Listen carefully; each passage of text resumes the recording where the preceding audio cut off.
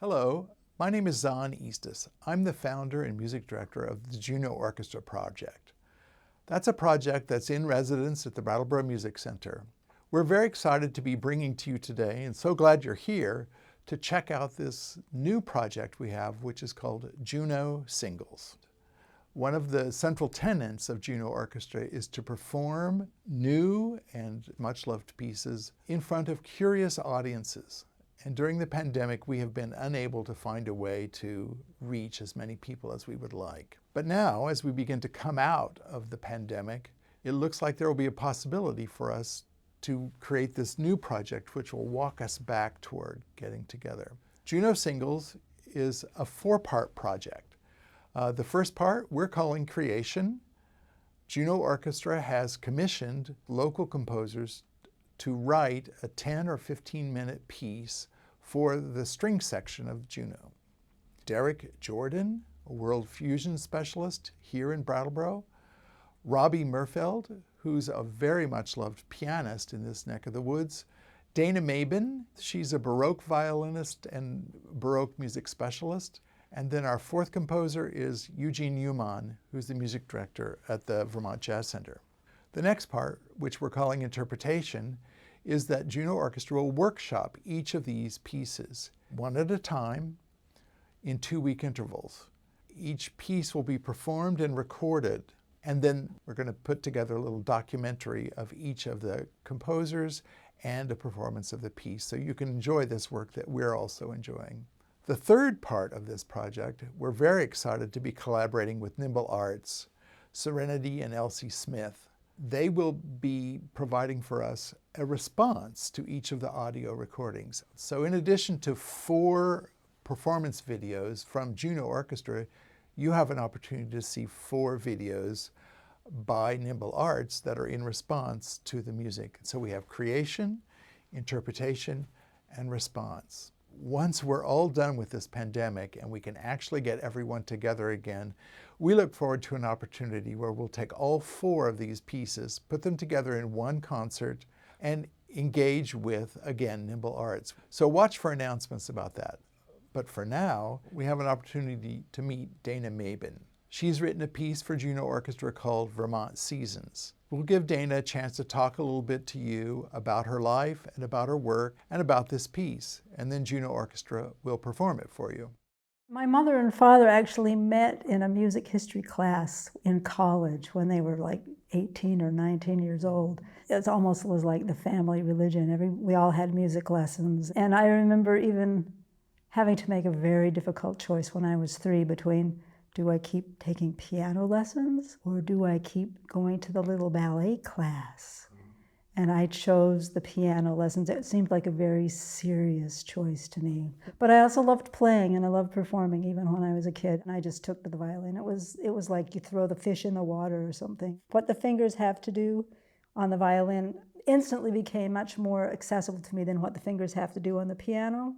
My father's best friend was a conductor in the local junior youth orchestra, and he was my first violin teacher in a summer thing.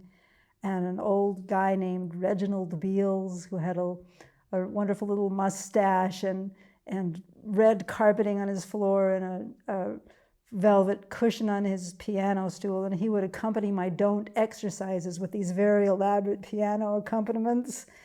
And then a woman named Norma Lee Madsen, who played in the Utah Symphony since she was in her 20s. And then I hit the wall in college and ended up with a teacher that was really bad for me, and I practically gave the whole thing up. But at the same time, I was at Oberlin Conservatory, and the oboe teacher there, Jimmy Caldwell, was a gamba fanatic. And I had wanted to play the tenor viol ever since I heard the New York Pro Musica's recording of Machaut. So I signed up for the viola da gamba class with Jimmy. And when I hit the wall with my violin teacher, he was really there for me and encouraged me. The Harnoncourt band, the Concertus Musicus from Vienna, came to be on the chamber music series. And it was like watching a string quartet, only there was like 15 of them on the stage. And I thought, wow, this is really exciting. And I had met Jaap Schroeder at the Oberlin Baroque Performance Institute. I had worked with Jaap in the summer and thought this was the teacher I really wanted to work with. So it was a wonderful constellation of things that brought me to Basel, and there I started working with Alice Robbins, for example, and Bruce Dickey. We eventually formed an ensemble called Concerto Castello to explore the early 17th century instrumental ensemble music, which was quite an avant-garde, brand new kind of thing. I'll always be grateful to Jaap for really guiding me and giving me great ideas and challenging me with interesting things to think about and learn and try to do. I would say most of my composing has been with a text, and the text itself has a shape and a narrative sometimes, or at least it has a form and a journey of some kind. And so I kind of have piggybacked on a lot of really wonderful texts to create music to go with them. This piece, although it doesn't have a text per se, it is a kind of programmatic piece. Vermont Seasons is actually a piece I've wanted to write for a long time. But rather than having narrative or characters or something, what I wanted to do was landscapes. So that was the kind of pull for me. And so I decided to make a Seasons, sort of in imitation of the Vivaldi famous Seasons and the many other imitations of Vivaldi, but with a slightly different tack, with the idea of presenting the panorama of Vermont's seasons rather than the things that happen in them so much. When Zahn first presented this idea to me of a pandemic piece where people were going to be in masks all over a space 6 feet apart, I started thinking about how the music would be in the space. And I think that's when the landscape idea came to me, is that there are all these things happening all over the place that are somehow unified because there's this hill that has a shape to it, and there's this valley, and there's this river that runs through. And then the second thing that really was a wonderful thing for me is I actually know quite a few of the players in the group. And so it became a very personal process of writing for these people, many of whom are my friends and colleagues, some for a very long time. And it all began to make sense that even though we had to be far apart in space, we could be close together in music.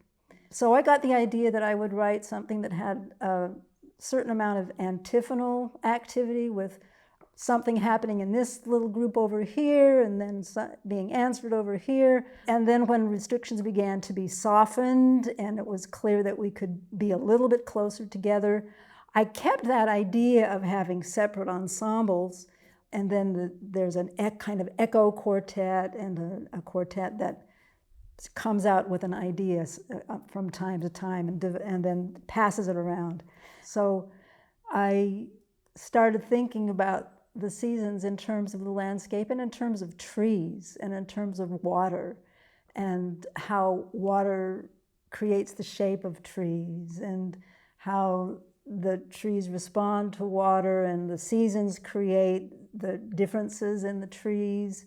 And so the landscape idea also got to be about the trees of Vermont.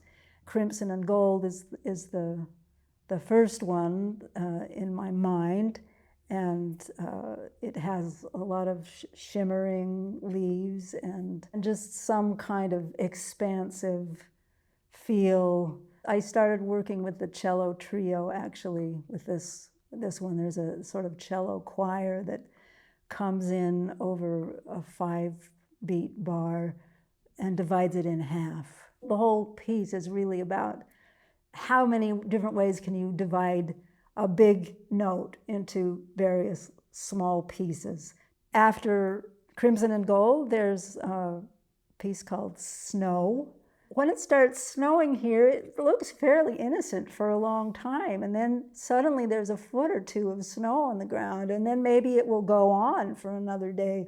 So I was trying to evoke that sense of just, it's going to keep going on. And that yields actually to a season I call Sap, which is kind of part of the winter season. This is where I really borrow from Vivaldi, not in his tonal language, but in his orchestration techniques, where there's a lot of different things going on at once, in different rhythms. I've experienced the mud season, and I thought that had to be part of Vermont's seasons. If you've never been stuck in the mud on a Vermont back road, you won't quite get this piece.